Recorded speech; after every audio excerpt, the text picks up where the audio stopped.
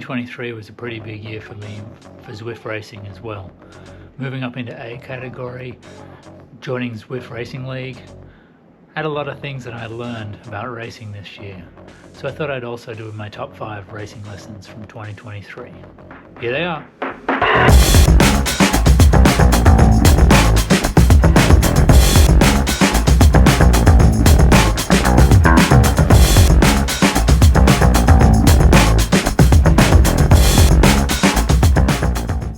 Know your role. What this means is in any given race, there's probably a role that you have to play. The big hitters, they know their role, they're there to win.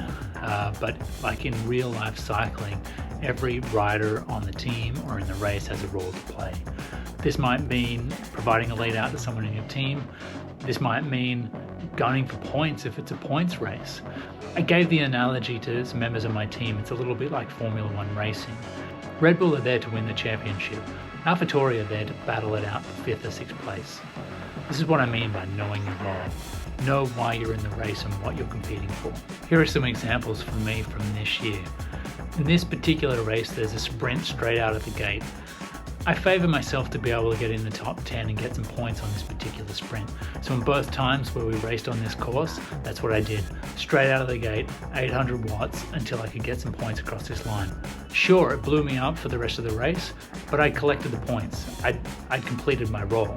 In this example, my role was really just about taking points away from a team that was competing against one of my other club teams.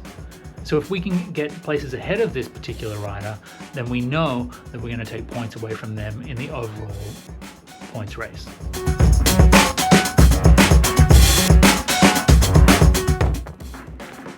Do the recon. Don't go into any race blind.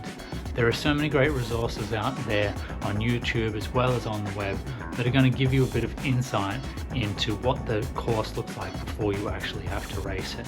This is going to help you understand where the climbs are, where the sprints are, where you're going to have to follow moves, where you're going to have to make moves.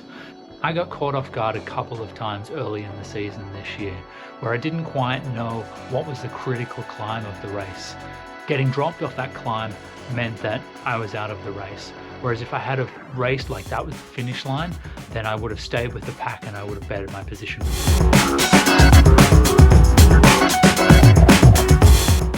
Learn how to use power-ups, but also know what power-ups are going to be available in your race. If you know what power-ups you're going to get in a race, you can have a bit of an understanding of when you might be wanting to use them, but you need to know how to use them.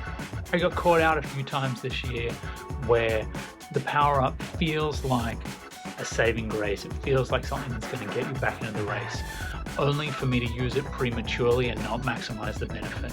The one that I find the hardest to use is probably the anvil. There's a couple of times where I've hit the top of that climb, been eager to use the anvil to kind of get a little bit of rest and get back on the back of the group, only to really waste it, use it maybe too soon or too late, and have others pull away from me when they actually use their power up.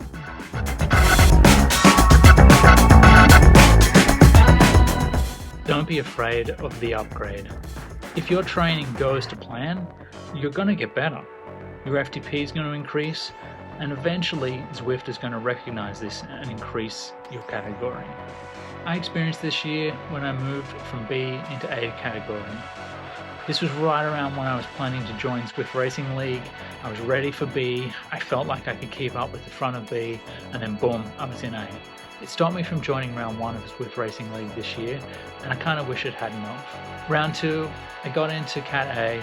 I raced in Cat A. Sure, it was really hard, but it's probably what I needed. It was the reward that my training deserved. Ultimately, it's going to make you a better rider. So don't be afraid. Go with the upgrade.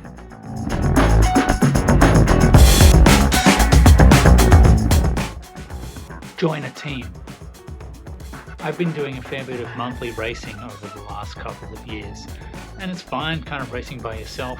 Sometimes you might meet some people, or you might have some friends that race in it with you that sparks a little bit of interest in it, but it's nothing like what it can be when you join a team. I joined Aero, which is an Australian-based Zwift team. It immediately immerses you in a community. You make some friends in there. There's a lot of people who've done a lot more racing than you probably have, which means there's a lot of advice and pointers that you can get. Most of what I've learned this year, I've managed to glean from the team that I've been racing with. Plus, having a team around you really plays into some of those other things. That knowing your role. Sometimes it's not just about getting out there and winning or getting as high of a place as you can. Sometimes there is a role that you can play for the members of your team.